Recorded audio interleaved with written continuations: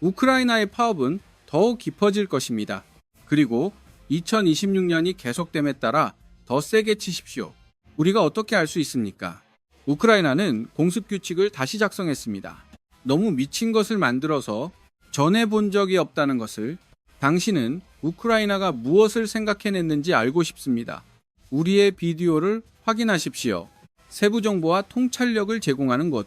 당신은 더 많은 고통이 오고 있다는 것을 볼 필요가 있습니다. 러시아를 위해, 그리고 이 비디오를 즐겼다면 꼭 구독하세요. 그래서 당신은 군대의 최신 업데이트를 절대 놓치지 않습니다. 시청해주셔서 감사합니다. 모두가 집중하는 동안 미국이 이란을 말살하는 것에 대해 우크라이나는 레이더 아래 비행하고 있습니다. 그것에 대해 조용했던 것이 아니라 이란이 불타면서 우크라이나가 러시아의 배를 찢었습니다. 일련의 마음을 날리는 타격과 함께 마지막 것을 목표로 러시아를 전쟁에 계속 끌어들이고 있습니다. 러시아의 방공호는 그 자체로 쓸모없는 것으로 판명되고 있다. 이란과 우크라이나에서 증명했듯이 목표물 뒤에 목표물을 제거하여 헤드라인 수치로 시작하겠습니다. 105, 200 러시아 목표수. 우크라이나 군사령관 알렉산더 설스키는 말합니다. 우크라이나가 공격한 것 2026년 2월 28일 동안 문맥을 위해 하루에 대략 750개의 목표로 나뉩니다. 드론이 얼마나 무거운지 시연. 우크라이나의 국방 전략은 우크라이나는 거의 모든 것을 쳤다. 러시아가 한 달 동안 제공해야 하는 것. 그리고 우리는 파업을 탐험할 것입니다. 하이라이트를 위해 3월에 온 것. 우크라이나의 목표 목록이 얼마나 커졌는가. 그러나 특정 유형의 대상이 있습니다. 우크라이나는 2월에 태클을 했습니다. 그것이 한 가지 역할을 합니다. 푸틴의 군대를 허용하는 지상에 대한 압력을 유지하기 위해 파일럿 위치, 러시아의 드론은 큰 조연 역할을 합니다. 푸틴의 지상군을 위해 장거리 샤이드형 공격 드론, 우크라이나의 도시들을 때리다, 그리고 후방의 군사 인프라, 전국의 사기 저하, 그리고 전선에서 우크라이나 군대를 박탈하는 것, 러시아를 방어하기 위해 필요한 것, 그리고 전면 자체에서 러시아는 FPV와 정찰 드론을 사용하려고 합니다. 우크라이나만큼 좋지는 않지만 습격을 수행하고 킬존을 만듭니다. 우크라이나의 군대가 모험할 수 없는 것, 러시아 자체의 드론 작전에 뛰는 심장. 조종사와 우크라이나는 2월에 알아냈습니다. 뭔가를 해야 한다고. 화살표 조준 중지. 궁수를 때리기 시작. 시아스키 자신이 지적한 바와 같이 그것은 불가능할 것이다. 우크라이나가 FPV 드론을 모두 꺼내기 위해 러시아가 전선에 배치하고 있다는 것. 우크라이나 방위군 계속해서 이 점을 유지하십시오. 멀티로터 FPV 드론을 사용할 때 러시아인들은 이미 능력을 습득했습니다. 하루에 0대 이상의 FPV 드론을 생산합니다. 시아스키는 텔레그램 게시물에서 말했습니다. 그가 숫자를 발표한 곳, 사실이라면 이것은 엄청난 증가입니다. 200만 대 이상의 FPV 드론, 러시아가 2025년에 건설될 것으로 믿어졌다는 것. 하루에 거의 500대의 드론을 만들었습니다. 모든 FPV 드론을 파괴하는 것은 불가능할 수도 있습니다.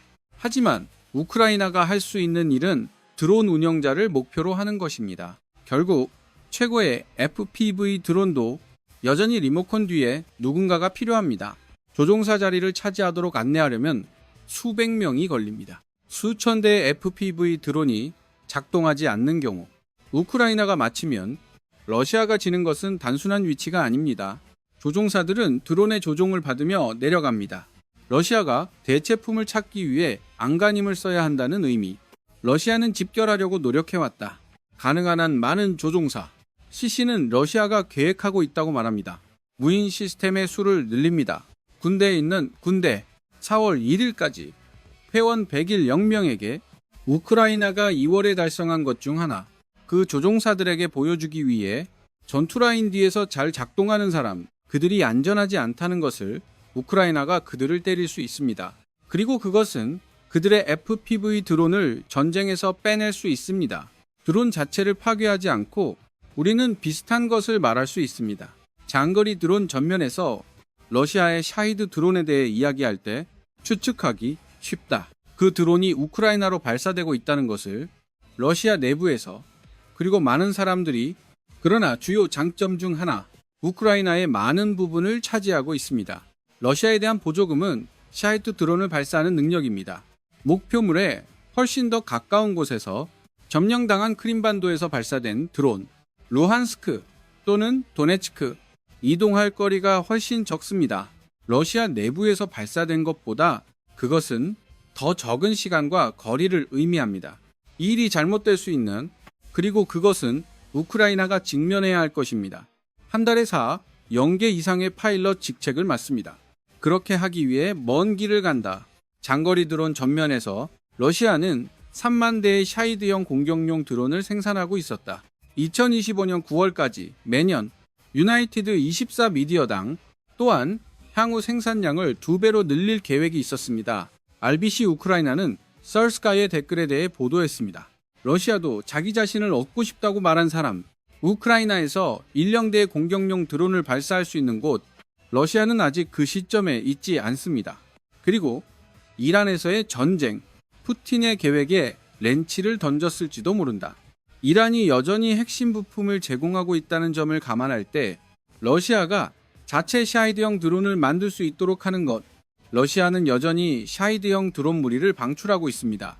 같은 2월에 엄청난 수준에서 우크라이나가 해고 200개의 목표물을 제거하는 것을 본, 또한 러시아가 O-59대의 장거리 드론을 덜거덕거리는 것을 보았습니다. 1월에 출시한 것보다 13% 증가한 수치입니다. 러시아도 미사일 발사 기록을 깼다. 같은 달 동안 나중에 비디오에서 다시 시작하겠습니다. 우크라이나도 다른 목표물을 공격했기 때문에 우리와 함께 하십시오.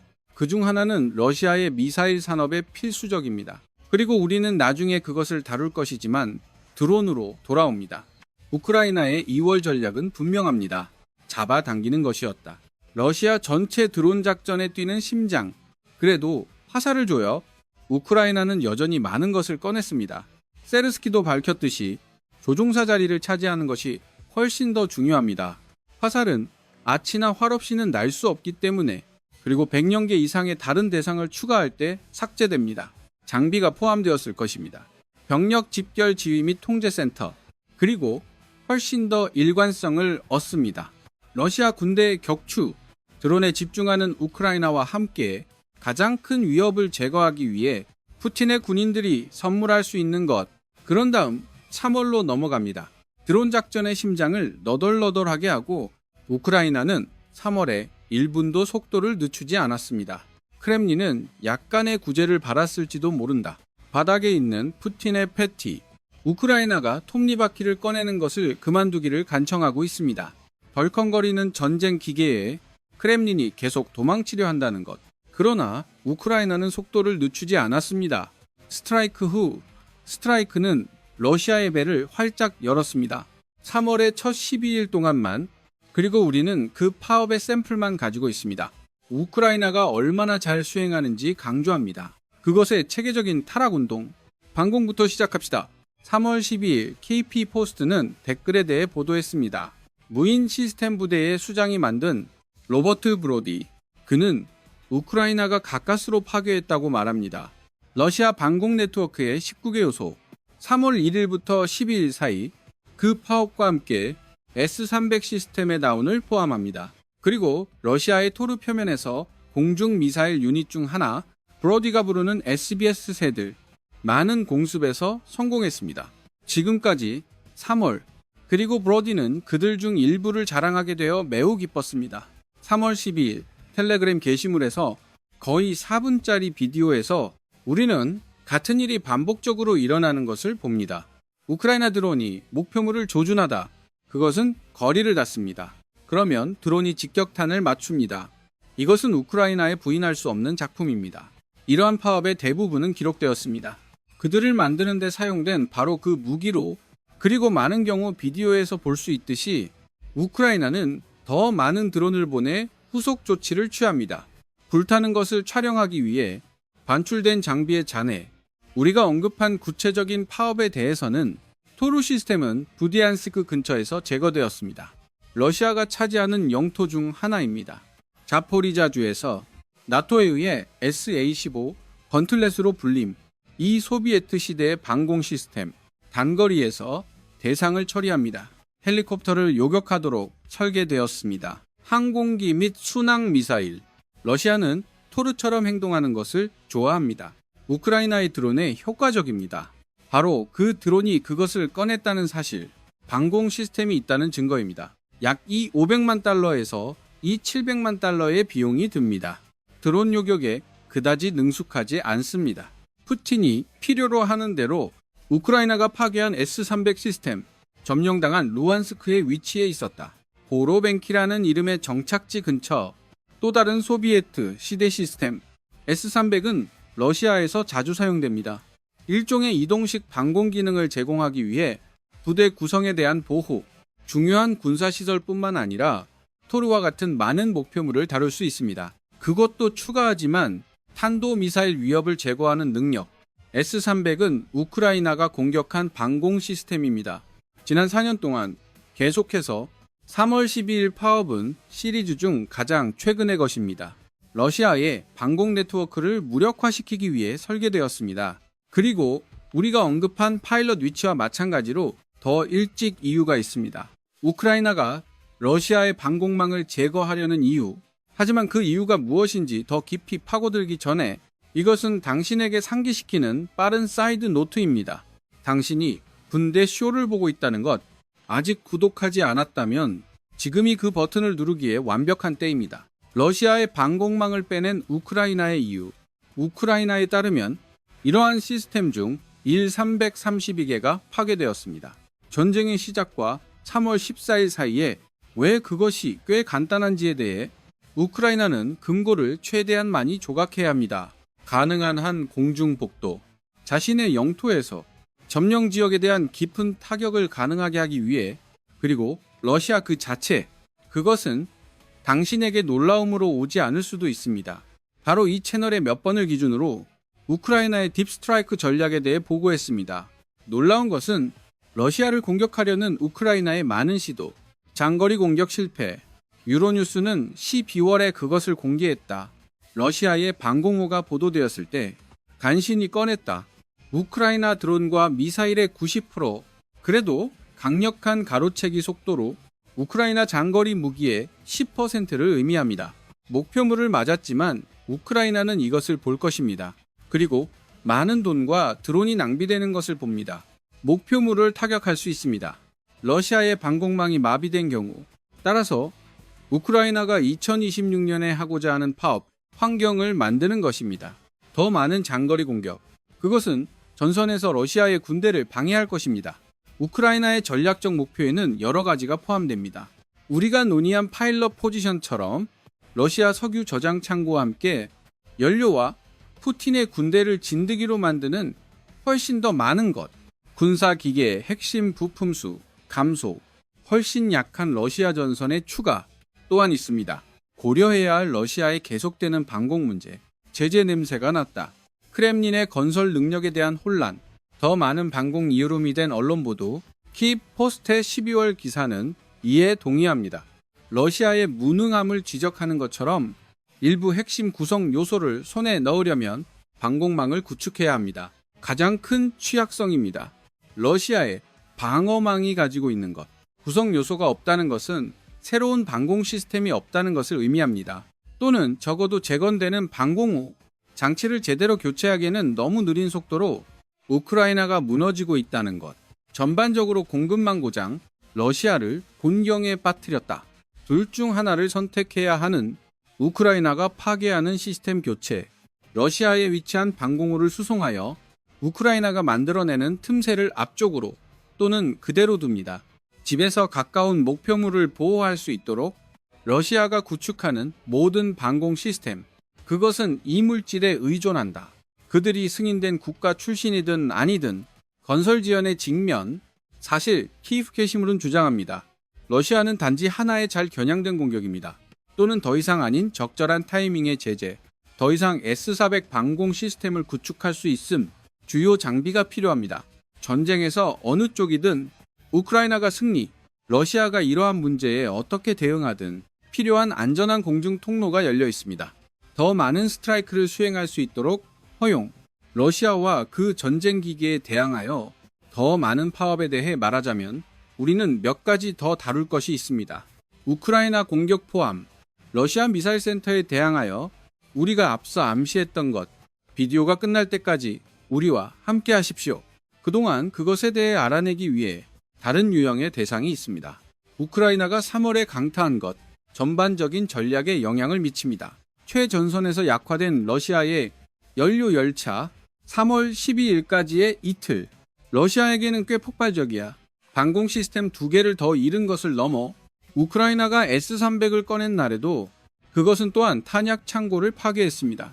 점령당한 루안스크에서 그 과정에서 수천 개의 포탄을 꺼내는 수리장치 파괴와 함께 러시아 포병 여단 소속 자포리지아에 있는 와야키미브카에서 그러나 러시아가 이 모든 파업에 대처하고 있었기 때문에 아직 더 많은 우크라이나 드론 루안스크 지역을 향해 로켓을 발사하고 있었다. 연료 및 윤활유 열차를 파괴합니다.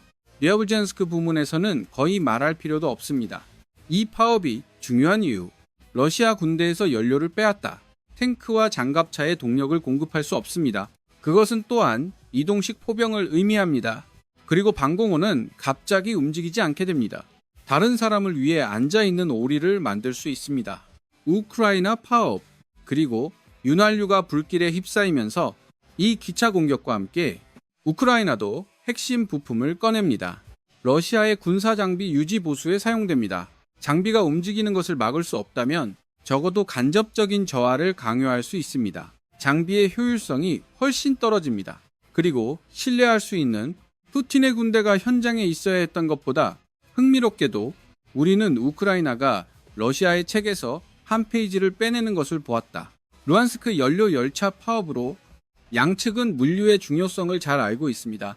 특히 철도가 수행하는 주요 역할, 그들의 군대를 계속 굴려 90% 지역 어딘가 러시아 화물은 철도로 이동합니다.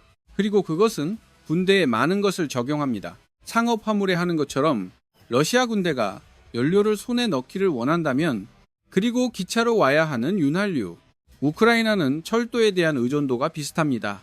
러시아보다 기술적으로 더 진보하더라도 다른 많은 지역에서 그리고 푸틴은 압박에 시달리고 있습니다. 공격하든 방어하든 전쟁을 벌입니다. 탄약을 얻는 데 필요한 연료가 필요합니다. 그리고 당신의 병사들에게 장비, 그리고 도로를 이용하는 것은 종종 선택사항이 아닙니다.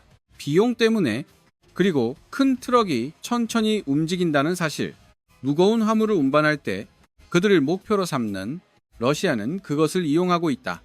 적어도 3월 초부터 DW는 우크라이나의 공공철도 회사를 보도합니다. UK 지어라이즈니 ITSCI에는 3월 12일 보고서에서 주장했습니다.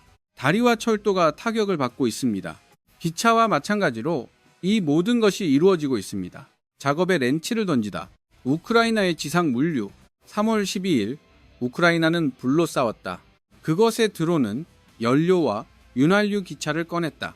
점령지에서 푸틴에게 그의 물류 게임에서 두 사람이 할 수 있다는 것을 보여주기 위해, 그리고 어떻게든 러시아는 더 나빠집니다. 이 드론 작전의 심장이 찢어져서, 그리고 배가 찢어져 우크라이나가 물류 및 방공 노드를 공격했을 때 우크라이나도 러시아의 미사일 스트레스를 크게 물렸다. 우리는 이것을 앞서 언급했습니다. 그리고 우크라이나는 매우 구체적인 이유가 있었습니다. 러시아의 미사일을 쫓기 위해 염두에 둔 하나의 핵심 목표 외에 3월 초 러시아 출시, 미사일과 드론을 결합한 또 다른 공격, 하르키브를 상대로 그것만으로는 특별히 큰 뉴스가 아닙니다. 러시아가 공중공격을 감행하면서 우크라이나 도시에 대항하는 것은 슬프게 되었습니다. 푸틴이 지불하는 전쟁의 공통점. 그러나 이 특별한 공격에서 주목할 점은 무엇입니까? 러시아가 새로운 유형의 미사일을 사용했다는 것입니다. 이스딜리아 30이라는 이름, 이 미사일은 사거리가 500km 또는 932마일이다. 약 800kg을 전달할 수 있습니다. 또는 763파운드의 화력. 유나이티드 24 미디어 리포트, 러시아가 이 미사일을 발사하기 시작했다는 것을 수-34 전투기에서 자신의 영토 안에서 그것을 매우 위험한 무기로 만듭니다. 그래서 우크라이나는 그것에 대해 뭔가를 했다. 3월 10일 우크라이나는 자체 미사일을 사용했습니다. 크렘니엘 마이크로 일렉트로닉스 공장을 공격하다. 브리안스크의 국경 지역에 있습니다. 폭풍 그림자는 쇼의 스타였다. 우크라이나가 이 영국 미사일 7발을 격추시켰을 때 공장의 주요 생산 시설에서 피해 정도 파워포 찍은 사진에서 볼 수 있습니다. 크렘니엘이 제거되었음을 암시합니다. 그리고 그것과 함께 간다. 더 많은 이즈델리에이 30미사일을 만들 수 있는 러시아의 능력. 그 미사일을 만드는 데 사용되는 마이크로 일렉트로닉스처럼 우크라이나가 파괴한 공장에서 만들어집니다. 다시 우크라이나가 불로 싸우고 있습니다. 그리고 그것은 우리에게 그것이 얼마나 중요한지 보여줍니다. 그 서양 국가들, 우크라이나가 러시아의 목표물을 타격하는 것을 계속 허용, 그들이 제공하는 미사일로 이번 파업으로 우리가 본 것, 우크라이나가 미사일 2대를 공격했다는 것입니다. 러시아의 전략, 심장의 배와뇌는 이제 사라졌다. 그리고 그것은 우크라이나에게 엄청난 일입니다. 러시아의 군사 공격 규모 때문에 유리 이그나츠 대령 커뮤니케이션 부서의 책임자는 누구입니까? 우크라이나 공군은 그 규모를 매우 명확하게 만들었습니다. 적어도 탄도미사일 전선에서 3월 9일 그는 말했다. 적은 더 많은 탄도미사일을 사용하고 있습니다. 2025년에 우리는 대규모 파업을 했다. 겨울에는 약 12개 반이 있었다. 그리고 거기에서 우리는 미사일의 사용을 봅니다. 탄도 궤도로 비행, 크게 증가했습니다. 실제로 우크라이나는 기록을 깨는 미사일을 흡수했습니다. 2월에 러시아에서 탄막, 러시아는 우크라이나 영토에 288발의 미사일을 보냈습니다. 하루 평균이 10을 조금 넘습니다. 러시아는 우크라이나에 그렇게 많은 미사일을 보내지 않았습니다. 2023년부터 유나이티드 24 미디어 보도와 이것은 큰 신호인 것 같습니다. 러시아가 더 많이 의존할 것이라는 것을 큰 공중 타자들에게 2026년으로 더 깊이 들어가면서 적어도 그게 계획이었어. 지도에서 지워진 크렘디 LA 시설과 함께 러시아의 미사일 중 적어도 하나, 그리고 그것의 최신 것, 그것을 추가할 때 생산을 중단해야 합니다. 2월에 105연계 이상의 목표를 잃은 러시아의 4연계 이상의 파일럿 위치 포함, 주요 방공 시스템의 파괴, 연료 및 윤활유 열차의 손실, 그리고 다른 이 비디오에서 다룬 작은 파업. 당신은 우크라이나를 위해 매우 성공적인 한 달 반을 얻습니다. 이란을 주시하라. 우크라이나는 전 세계에 말하고 있습니다. 우리는 계속할 것입니다. 러시아의 전쟁 기계, 생명선 찢기. 그동안 실수하지 마세요.